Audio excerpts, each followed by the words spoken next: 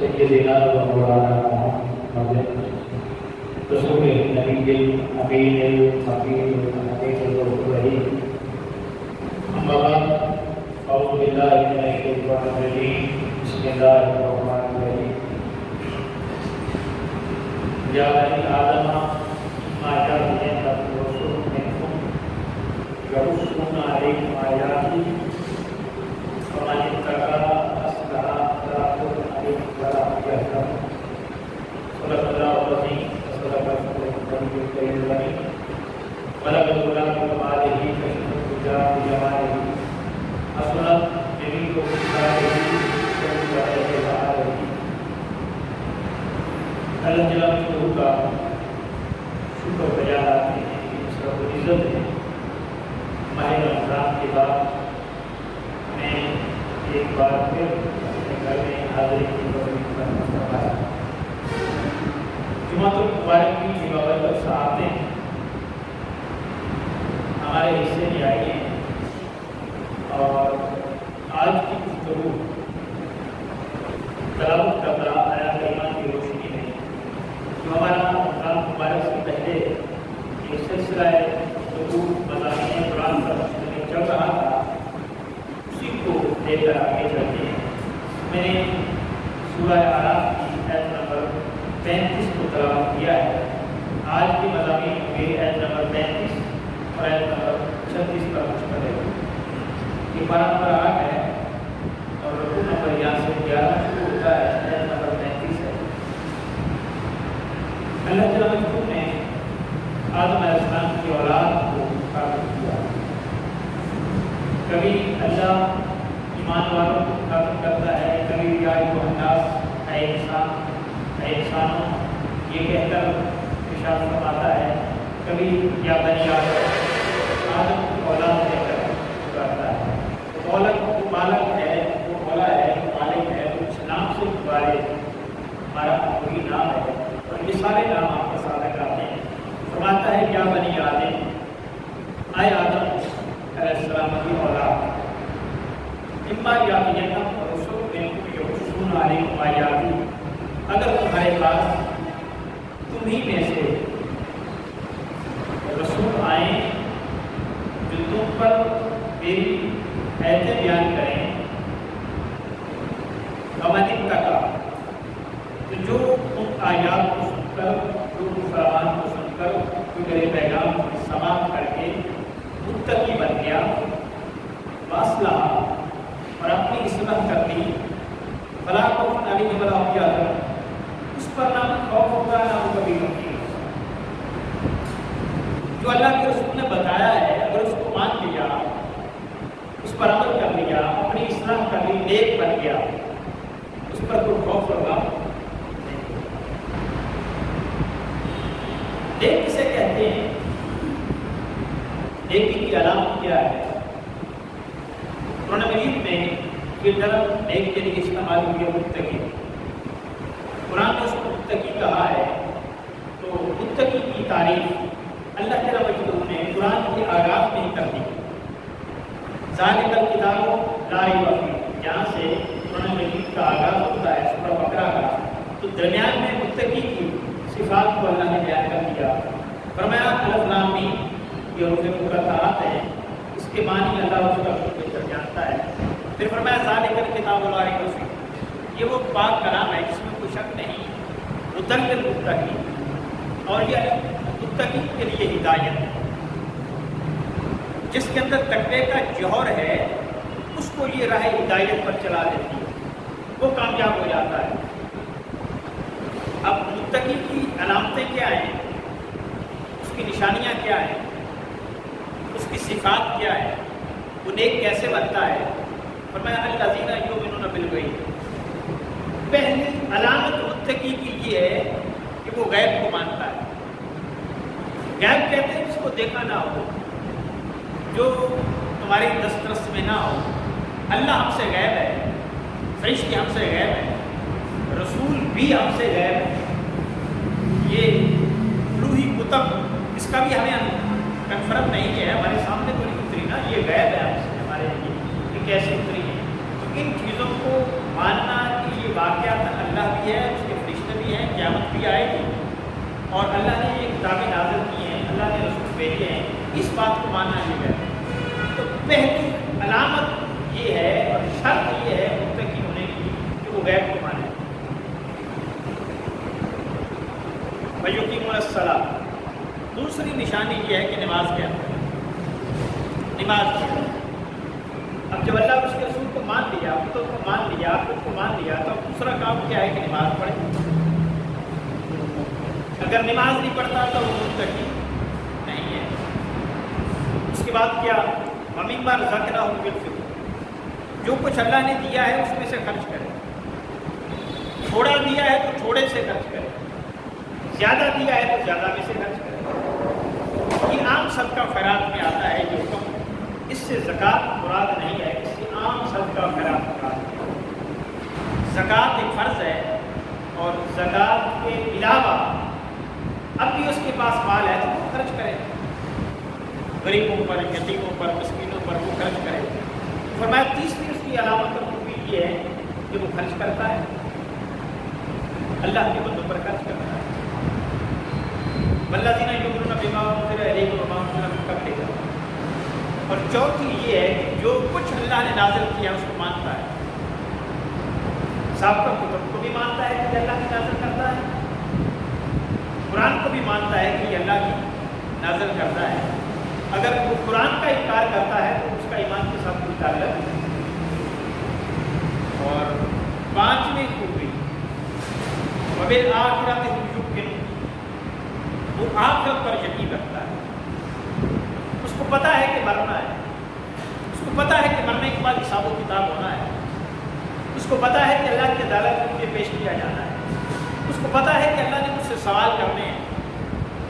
قیامت کے دن سوال ہو گئے, بتا تیری جوانی کیسی گزری, تیری عمر کیسی گزری, تو کیا کرتا رہا, نے کیسے کمایا, اس کا خرچ کیسے کیا, علم کے مطابق عمل کیا. اس قسم کے سوالات ہوں گے قیامت کے دن.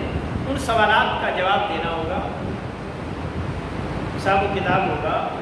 پھر جو پاس ہو جائے گا اس امتحان میں وہ جنت میں چلا جائے گا, جو ناکام ہوگا جہنم اس کا انتظار کر رہی ہوگی. تو یقین رکھے کہ میں نے مرنا ہے اور مجھ سے حساب و کتاب لیا جانا ہے. ایک ہمارا بھی یقین ہے کہ ہم نے مرنا ہے, لیکن ہمارا یقین ڈاما ڈول ہے. ہم اپنے عائز و اقارب کو اپنی آنکھوں کے سامنے دفناتے ہیں, پھر وہ دوبارہ ہمارے گھروں میں نہیں آتے. اس بات کا یقین ہے کہ یہ مر گیا دوبارہ نہیں آئے گا, لیکن یہ ہمیں یقین نہیں ہو رہا, دل تسلیم نہیں کر رہا کہ ہمیں بھی مرنا ہے. وہ کہتے ہیں دیکھا جائے گا. جس کو یہ پتہ ہو کہ میں نے مرنا ہے, آج بھی مر سکتا ہوں, کل بھی مر سکتا ہوں, پرسوں بھی مر سکتا ہوں, کسی وقت میری جان نکل سکتی ہے, اس کا چال چلن بدل جائے گا. اس کے طور و اطوار یہ نہیں رہیں گے, اس کا کردار بدلے گا, اس کا اخلاق سدھرے گا, وہ خود کو بدلے گا, تبدیل کرے گا. ہمارے جو اخلاق نہیں بدلتے, ہمارا کردار نہیں سنورتا, ہمارے معاملات درست نہیں ہوتے, اس کا مطلب ہے کہ ہمیں مرنے پر یقین نہیں ہے. بس زبان کی حد تک ہے کہ مرنا ہے, وہ یقین دل پہ نہیں اترا. تو اللہ تعالیٰ فرماتے ہیں کہ مومن اور متقی وہ ہے جس کا دل گواہی دے کہ میں نے آخرت آنی ہے, اسے حساب و کتاب لیا جانا ہے, میں نے مرنا ہے. یہ 5 خوبیاں سورہ بقرہ میں بیان کی اور قرآن مجید میں اس کے علاوہ بھی بیان کی گئی ہیں. لیکن سورہ ہے مومن, نام ہی مومن ہے. مومن کی صفات کیا ہے, مومن کامیاب کیسے ہوتا ہے, مومن پاس کیسے ہوگا, اس کا ذکر کیا. یہ 18واں پارہ یہاں سے شروع ہوتا ہے. سورہ مومن کا آغاز یہیں سے ہوتا ہے. لفظ ہی یہ بیان کر دیا, آغاز ہی ایسے کیا, قد افلح المؤمنون, بلا شبہ ایمان والے کامیاب ہوں گے. کیسے ہوں گے تو آگے بتا دیں. اللہ فرماتا ہے بلا شبہ ایمان والے کامیاب ہوں گے, جو ایمان لائے ہیں وہ کامیاب ہوں گے. اب کیا کرنا ہوگا, کیا جسٹ ایمان کا لے آنا ہی کامیاب کر دے گا؟ نہیں. یہ کنفرم ہے کہ ایمان لانے والے کامیاب ہوں گے, لیکن ہوں گے کیسے, اس کی شرائط نہیں. یہ ہو گیا کہ کافر اور مومن کا فرق, منافق اور مومن کا فرق, کہ کافر کبھی کامیاب نہیں ہو سکتا, جو بھی کرتے مومن کامیاب ہوگا. لیکن کیسے ہوگا؟ قرآن نے بتا دیا قد افلح المؤمنون، تاکہ مومن کامیاب ہوگا کیسے؟ پہلی شرط الذین هم فی صلاتہم خاشعون۔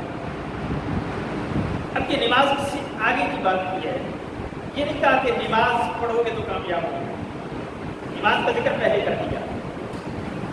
اب نماز کے اندر بھی کچھ کرنا ہے ہم نے، جس کی وجہ سے نماز ادا ہوگی اور نماز قبول ہوگی، نماز قبول ہوگی تو پھر کامیابی ہوگی۔ اب نماز میں کیا کرنا ہے؟ فرمایا الذین هم فی صلاتہم خاشعون، جو نمازوں کے اندر خشوع کرتے ہیں، گڑ گڑاتے ہیں، توجہ اللہ کی طرف کرتے ہیں، دھیان کسی اور جانب نہیں کرتے، دل کو سر کو نہیں جھکاتے، دل کو بھی جھکاتے ہیں اللہ کی بارگاہ میں۔ یہ دل کا جھکنا یہ نماز کا خشوع ہے، کامیاب ہوگا جس کو نماز میں خشوع ملے گا۔ نماز صرف نام نہیں ہے کہ ہم سلام کہہ کر کھڑے ہو گئے، اللہ اکبر کہہ کر کھڑے ہو گئے، قیام کیا سجدہ کیا، اسی چیز کا نام نہیں، دل کو ساتھ ساتھ اللہ کی طرف راغب کرنے کا نام ہے۔ قرآن نے کلیئر کہہ دیا ہے کہ نماز کس چیز کا نام ہے، آخر الصلاۃ ذکر، نماز میری یاد ہے، میرا ذکر ہے نماز، نماز کی پراسس سے گزر کر میرا ذکر تمہارے دلوں میں اترتا ہے اور ایسے ہی اترے گا۔ ایک آدمی کہے کہ میں ویسے اللہ کرتا رہتا ہوں، نماز نہیں پڑھتا، وہ ذکر نہیں ہے اللہ کی بارگاہ۔ نماز جو از خود ذکر خدا ہے، یہ ذکر خدا قبول کرے گا اپنی بارگاہ۔ اس کے بعد اگر اللہ کرتا ہے تو قبول ہوگا، نماز کو چھوڑ کر اگر اللہ کرتا ہے اور یہ یقین بنا لیتا ہے کہ نماز میں بھی اللہ کا ذکر ہے، میں الگ سے کر لیتا ہوں، وہ ذکر قبول نہیں ہوگا۔ اب جو ہمارے دور میں ایرانی نظام ہے، جو عامل لوگ ہیں، کہتے ہیں ساری رات وظیفہ کرتا رہتا ہوں، اللہ کرتا رہتا ہوں، میں غاروں میں جا کر، دریاؤں میں جا کر، اندھیری راتوں میں باہر ٹھنڈی راتوں میں بیٹھ کر میں وظیفہ کرتا ہوں، اللہ سے یاد کرتا ہوں، لیکن نماز کی بات آتی ہے تو نہیں، وہ جو کر لیتا ہوں، میں تو ہمہ وقت اللہ کو یاد کرتا ہوں۔ بھئی یہ تیرا ہمہ وقت اللہ کو یاد کرنا، اللہ اس کو قبول نہیں کرے گا جب تک اس کی بتائی ہوئی نماز کو قبول نہیں کرے گا۔ نماز کو تو قبول کرے گا، وہ تیرا ذکر پہ قبول کرے گا۔ یہ لوگوں کو گمراہ کرنے کے لیے ان کے مقصود ہوتا ہے، کہتے ہیں میں تو ہمہ وقت اللہ کے ذکر پہ مشغول رہتا ہوں۔ بھئی اگر تو ہمہ وقت رہتا ہے اور اس کی وجہ سے تم نے نماز کو چھوڑ دیا تو کیا بھیا ہمہ وقت نہیں رہتے تھے؟ انہوں نے تو نماز کو نہیں چھوڑا۔ لہٰذا یہ گمراہی ہے اور دوسروں کو گمراہ کر رہے ہیں۔ فرمایا نماز پڑھے اور نماز کے اندر ذکر کرے، نماز کے اندر اللہ کی یاد دل میں اتارے اور دل کو راغب کرے۔ اگر دل کو راغب نہیں کرتا جو مرضی کہتا رہے، اس کو اس کا کوئی فائدہ نہیں ہوگا۔ پھر اس کے بعد فرمایا والذین هم عن اللغو معرضون، تیسری شرط مومن کامیاب ہوگا، دوسری مومن ہوگا کامیاب، لیکن اگر یہ صفت پائی گئی ورنہ نہیں، اس کی بغیر کامیابی نہیں۔ یہ اللہ نے کہہ دیا ہے، کلیئر ہو گیا ہے، یہ قانون بن گیا ہے، اب اس قانون سے کوئی بھی الگ نہیں کر سکتا خود کو۔ پہلا قانون یہ بنایا کہ نماز پڑھے، لیکن نماز خشوع کے ساتھ پڑھے، پھر کامیابی دیں گے اس کو، پھر پاس کریں گے۔ اب دوسرا پاس ہونے کا طریقہ کیا ہے؟ والذین هم عن اللغو معرضون، بےہودہ باتوں سے کنارہ کشی کرے، بےہودہ باتوں سے کنارہ کشی کرے، فضول گفتگو کی طرف راغب نہ ہو، فضول باس میں نہ جائے، وقت کا ضیاع نہ کرے، وقت کو قیمتی سمجھے، پھر کامیابی دے گی۔ اگر ایک فضول کو گپ شپ 2 گھنٹے 4 گھنٹے لگاتا رہتا ہے اور کامیابی مانگتا ہے، یہ شرط ہے۔ روزہ رکھ لیا 5 گھنٹے موبائل پہ کھیلتا، وقت ضائع کرتا، یہ قبول نہیں ہوتا، یہ ضیاع ہے وقت کا۔ بدقسمتی سے ہم یہ سمجھے بیٹھے ہیں ان چیزوں کا کوئی اسلام میں عمل درد نہیں ہے. 2 گھنٹے 3 گھنٹے ہم ڈیرے پہ بیٹھ کر گپ شپ لگاتے ہیں، پھر کیا ہوتا ہے؟ پھر کیا ہوگا؟ اس میں کون سی بات ہے؟ ہم نے کون سا غلط کیا؟ ضروری کی ہے نا. دیکھا جائے گا کہ کارآمد گفتگو تھی یا فضول تھی. اگر کارآمد تھی تو فالحہ بہت اچھا. لیکن فضول گفتگو تھی 2-3 گھنٹے کی گفتگو کے بعد اس میں سے کوئی اچھی چیز نہیں مل رہی تو میں کوئی کامیابی نہیں. یہ جہنم کا ایندھن تیار کر رہا ہے. لہذا فضولیات سے خود کو دور کرنا ہوگا. لاکھ باتوں سے، لاکھ محفلوں سے، فضول مجلسوں سے خود کو دور کرنا ہوگا. ورنہ سارا کچھ کرنے کے باوجود بھی وہ فضول میٹنگیں، وہ محفلیں، فضول گیمز تب وہ برباد کرتے ہیں. پانی پھر جائے گا، کھیتی کتری سارا تباہ ہو جائے گا. لازم کر دیا نا، کامیابی دیں گے لیکن بےہودہ باتوں سے تمہیں روکنا ہوگا. تیسری بات، والذین هم للزکاۃ فاعلون، زکات دینے والے لوگ ہیں. زکات دیں پھر کامیاب کریں گے. اور جو اللہ کے دیے ہوئے مال میں سے زکات نہیں دیتا پھر اللہ اس کو معاف نہیں کرتا. اللہ اس کو معاف نہیں کرتا. والذین هم للزکاۃ فاعلون، یہاں بھی لفظ ہے نا، اپنے اعمال کو زکات سے پاک کرتے ہیں وہ کامیاب ہو گئے. جو اپنے اعمال کو یعنی نیک عمل کو زکات سے پاک کرتے ہیں. ہم نے نیک عمل کیا، اب کنفرم نہیں ہے کہ یہ قبول ہے، یہ پاک ہے کہ نہیں.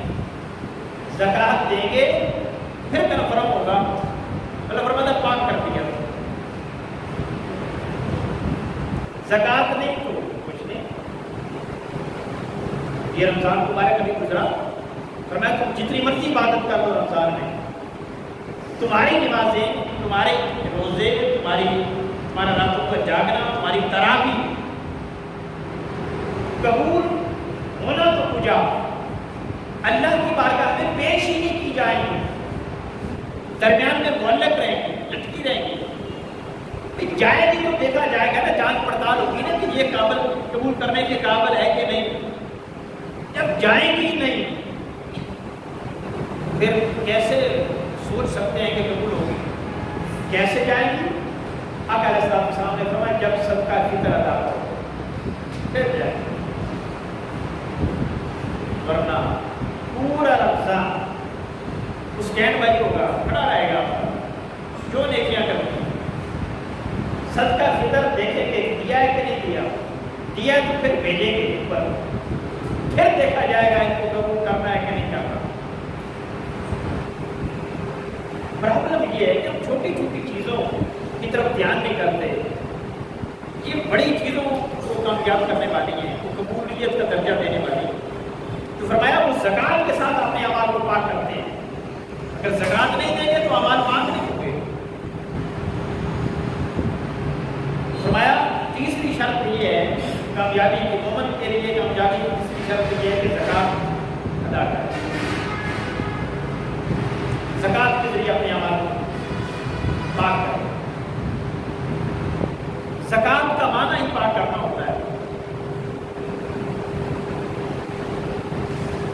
انسان کو پاک کرتی ہے زکات، انسان کے اعمال کو، انسان کی نیکیوں کو. باقی کسی عبادت کا نام نہیں رکھا کہ یہ پاک کرتی ہے. مال کی قربانی انسان کو پاک کرتی ہے. آج یہ عمرہ ہے، یہ نماز ہے، یہ روزے ہیں، یہ باقی باتیں ہیں، ان سے پاک نہیں ہوتا. لیکن مال کی قربانی دیں گے تو پھر یہ پاک ہوگی. ہر عمل کو دوسرے عمل کے ساتھ نتھی کیا ہوا ہے. ایسا نہیں ہے کہ یہ کر لوں گا تو قبول ہوگا، وہ نہیں کیا تو نہ صحیح، اس کا اجر مل جائے گا، نہیں ملے گا اس کے اجر. سبھی کو لے کر چلنا ہوگا.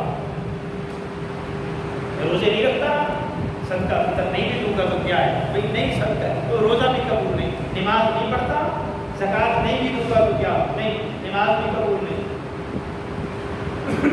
حضرت اللہ میں نماز فرماتے ہیں 3 چیزیں ایسی ہیں، ایک پر عمل کر لیں دوسری پر نہ کریں تو نہیں قبول ہوگی۔ وہ کہتے ہیں اطیعوا اللہ واطیعوا الرسول، اللہ کی اطاعت رسول اللہ کی کرو، اگر رسول اللہ کی نہیں کی اللہ کی نہیں کرو۔ انشکر لی والدین، میرا شکر ادا کرو والدین کا کرو، اللہ کا شکر کر لیا والدین کا نہیں کیا اللہ کا بھی قبول نہیں۔ اقیموا الصلاۃ وآتوا الزکاۃ، نماز پڑھو زکوٰۃ دو، نماز پڑھنی زکوٰۃ نہیں کرو۔ دونوں کو لے کر چلنا ہوگا، یہ جڑے ہوئے آپ اعمال آپس میں ایک دوسرے کے ساتھ۔ تو فرمایا مومن کامیاب نہیں ہوگا جب تک اس کا بات کو نہیں چھوڑے گا، مومن کامیاب نہیں ہوگا جب تک نماز میں خوشبو نہیں لائے گا، مومن کامیاب نہیں ہوگا جب تک زکوٰۃ کے ذریعے اپنے اعمال کو پاک نہیں کرے گا۔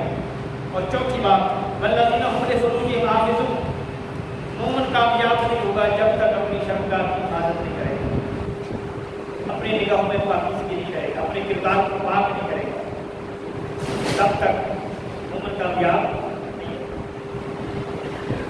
اور آگے جا کر کہا والذین هم لأماناتہم وعہدہم راعون، جو مومن کامیاب نہیں ہوں گے جو امانت کا خیال نہیں کرتے، جو وعدے کا خیال نہیں کرتے۔ اگر امانت میں خیانت کی، وعدہ کے پاس داری نہیں کی تو کامیابی نہیں لکھی جائے گی، ناکام ہو جاؤ۔ تو کامیابی کا مدار اسی پر ہے کہ امانت اگر تمہارے پاس ہے تو اس کو لوٹاؤ۔ یہ سچ بولنا کے معنی لوگوں کی حقوق کی دہلیز تک پہنچانے کے لیے امانت ایک وسیع کو اپنے دامن میں رکھے۔ تو یہ نیک بننا ہے ان چیزوں کے ساتھ۔ اگر یہ چیزیں نہیں ہیں تو پھر سب کچھ ہو سکتا ہے لیکن نیک نہیں ہو سکتا۔ فرمایا اللہ جل مجدہ نے کہ اے بنی آدم، اللہ نے تمہیں میں سے رسول بھیجے ہیں، اور رسول بھیجنے کے بعد اب اللہ کی عطا کردہ آیتیں تم پر تلاوت کرتے ہیں تاکہ تم متقی بن جاؤ، اپنی اصلاح کر لو، پھر تمہیں کوئی خوف نہیں، پھر عذاب، پھر بری ہو۔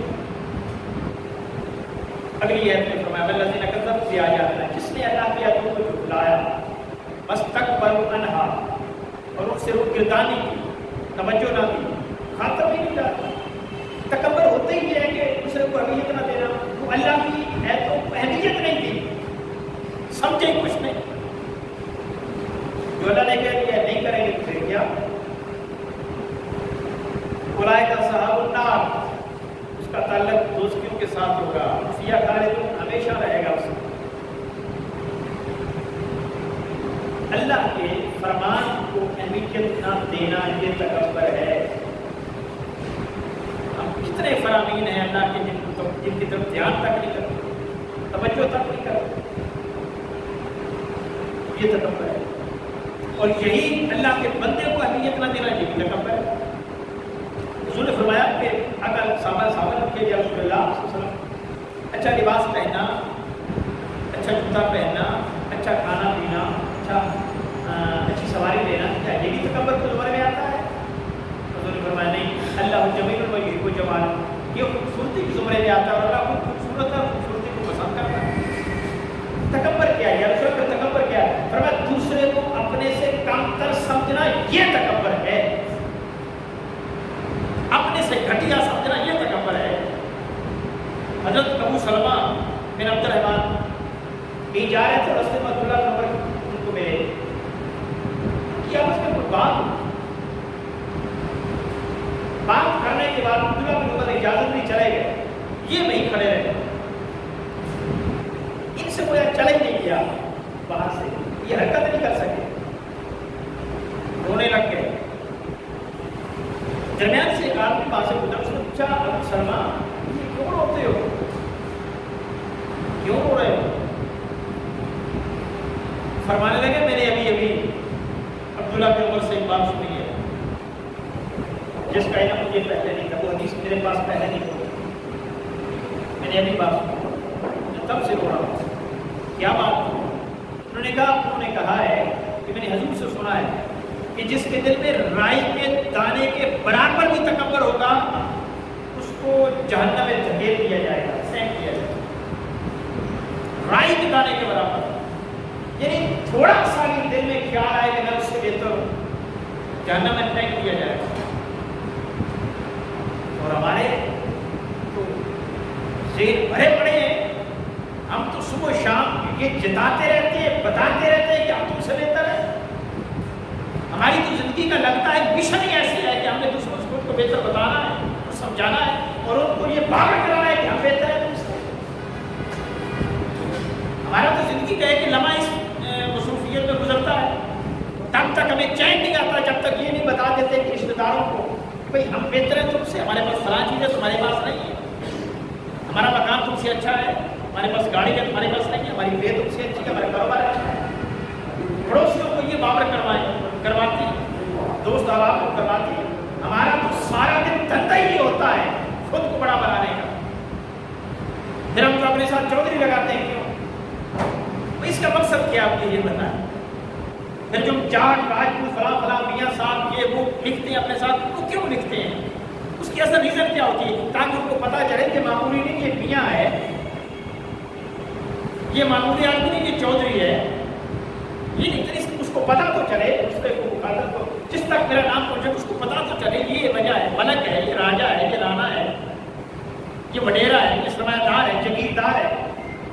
پیچھے لاجت کیا ہوتی ہے تاکہ اس کو اندازہ ہو یہ معمولی نہیں یہ بڑا ہے. اس کے ذہن میں آئے میری اہمیت اجا کر اس کے ذہن میں میرے آقا نے فرمایا کہ رائی کے دانے کے برابر بھی یہ چیز تمہارے اندر گئی تو جہنم میں پھینک دیا جائے گا.